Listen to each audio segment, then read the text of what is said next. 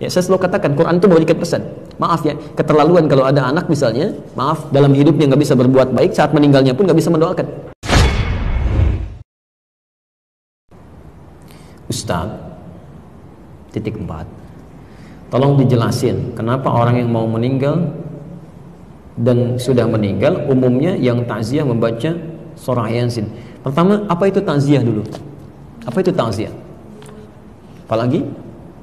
Baik, ada sebagian mengartikan takziah itu melayat ya. Takziah itu berasal dari kata azza, bukan melayat. Dari kata azza asalnya. Azza ya'izzu, izzatan, ta'ziyatan. Azza itu sesuatu yang tinggi, terangkat, menopang, mendorong. Azza. Kalau ditambah dengan tak depannya, ujungnya ditambah ya menjadi takziah. Itu huruf taknya menunjukkan makna usaha yang serius.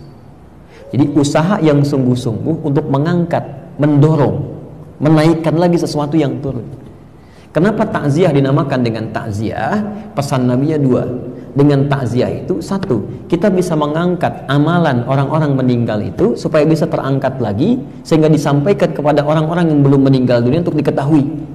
Makanya Nabi berpesan, uzkuru mahasina mautakum. Kalau ada yang meninggal dunia, ayo angkat kebaikan-kebaikannya. Jadi aibnya tutup, kebaikannya angkat. Bukan dibicarakan buruknya. Makanya kita minta kepada Allah untuk berlindung dari keburukan fitnah saat meninggal. Jadi ada orang, maaf ya, hidup dibicarakan, meninggal pun jadi gunjingan juga. Ada yang begitu. Ya, coba cek Abu Jahal, Abu Lahab dan Abu-Abu yang lainnya itu sampai sekarang sudah 15 abad yang dibicarakan keburukannya aja. Dan kita diminta oleh Nabi berlindung pada Allah. Ada di hadis Muslim nomor hadis 588. 4 hal kita ucapkan. Allahumma inni a'udzubika min azabi jahannam wa min azabil qabri wa min fitnatil mahya wal mamat. Dan fitnah saat hidup atau saat meninggal dunia. Jadi disinilah ketika ada orang meninggal dunia, tolong Bu ya, Pak, jangan diungkap aibnya, jangan disebutkan, ungkap kebaikannya aja, angkat lagi. Sehingga ketika kebaikannya diangkat, kemudian jadi inspirasi bagi orang-orang yang mungkin bertakziah saat itu, dia disampaikan. Dari situ kemudian diamalkan. Ketika orang ini mengamalkan dari inspirasi yang terdengar tadi, maka yang meninggal dapat royalti pahalanya, bagian dari pahala itu. Itu ada di hadis Muslim nomor hadis 1893. Man dalla ala khairin falahu ajruhu mithla ajri fa'ilihi min ghairi an yanqusa min syai'. Siapa yang bisa menunjukkan kebaikan dapat pahala yang sama ya dengan yang mengerjakan tanpa dikurangi sedikit pun. 9 lafaz disebutkan di hadis Muslim. Idza matal insan in qata'a sa'iru amali illa min thalas. Jika manusia meninggal dunia, semua amalnya terputus kecuali 3 yang terus pahalanya mengalir. Terus mengalir. Sedekah jariyah, ya, sedekah yang pahalanya mengalir. Antum simpan mushaf di sini cuma modal 50.000, dibaca oleh orang, antum meninggal mushafnya masih ada, pahala masih mengalir. Ilmun yuntafa'u bihi, ilmu yang dimanfaatkan. Aw waladin shalihin yad'u lahu, atau anak yang soleh yang mendoakan untuk keduanya.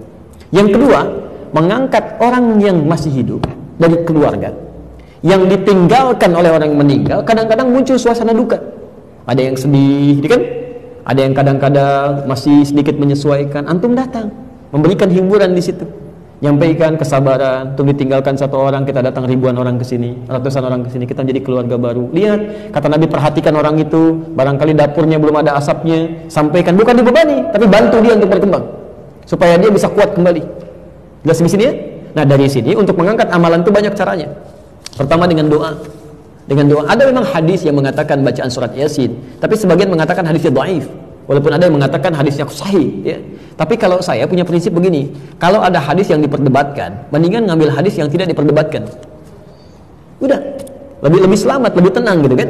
Apa hadis yang tidak diperdebatkan? Salah satunya doa. Ada di Al-Adabul Mufrad nomor hadis yang ke-44, posisinya paling kanan sebelah atas. Karangan Imam Al-Bukhari. Imam Al-Bukhari menulis kitab namanya Al-Adabul Mufrad. Jadi khusus terkait dengan akhlak dan adab dalam kehidupan. Itu tidak sedikit hadis tentang berbakti pada orang tua sampai meninggal dunia.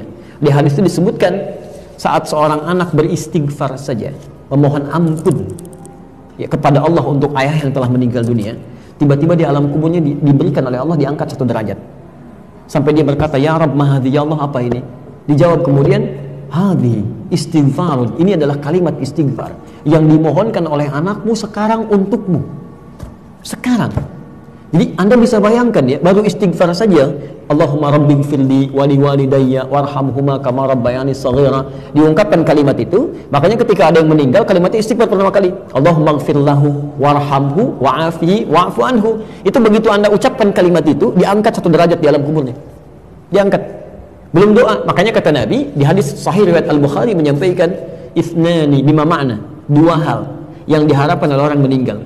Yang pertama, al-istighfaru lahu, permohonan ampunan untuknya. Yang kedua, ad-du'a bil khair. Ya, jadi silahkan selepas sholat berdoa. Apalagi orang tua, nggak ada mantan orang tua. Ya, saya selalu katakan, Quran itu memberikan pesan. Maaf ya, keterlaluan kalau ada anak misalnya, maaf, dalam hidupnya nggak bisa berbuat baik, saat meninggalnya pun nggak bisa mendoakan. Bahkan kata Quran, kalau orang tuanya masih ada, walaupun usia anaknya lebih daripada 40 tahun, misal, anaknya usia 70 tahun, orang tuanya 100 tahun, masih ada orang tuanya. Itu minimal, tetap harus berbakti dengan mendoakannya. Itu ada di Quran surah ke-46 ayat 15. Bahkan mendoakannya yang baik-baik. Ya Allah, hamba bersyukur atas nikmat yang diberikan pada hamba saat ini. Di balik segala kenikmatan itu, ya Allah, mohon berikan semua pahalanya untuk orang tua saya juga. Berikan kebaikan untuk orang tua saya juga. Karena barangkali kesuksesan yang Anda raih itu cuma 30% hasil kerja keras Anda. 30%. 70% yang mungkin orang tua yang menangis dulu, ibu yang sambil tahajud nangis, bapak yang sambil mencangkul di sawah dengan peluh keringatnya berdoa, ya Allah, anak saya jangan sampai begini ya Allah, 1 singkong dibagi 16 orang, mohon jadikan dia lebih baik daripada saya, berikan kenikmatan dalam hidupnya. Itu yang menjadikan Sayyidah Hajar bolak-balik Safa Marwah, yang mendapatkan airnya anaknya, tapi yang kerja keras kan ibunya. Maka dari situ adabnya sendirinya doakan. Sudah hidup gak bisa memberikan senyuman, sudah meninggal gak bisa mendoakan juga. Dan Anda mengakui sebagai bagian orang tua gitu ya, itu tidak tepat. Dan doanya yang baik-baik ya, begitu masuk rumah sakit minta kesembuhan, minta kebaikan, bukan dibalik. Orang tua saat anaknya masih kecil, dia sakit sampai mempertaruhkan nyawa kan? Ya Allah, kalau bisa saya saja ya Allah, kalau bisa ya Allah, tolong berikan kesempatan hidup. Ini kenapa jadi terbalik? Orang tua di rumah sakit, ya Allah, lebih cepat juga lebih baik, tidak apa-apa ya Allah, saya ridha. Itu salah.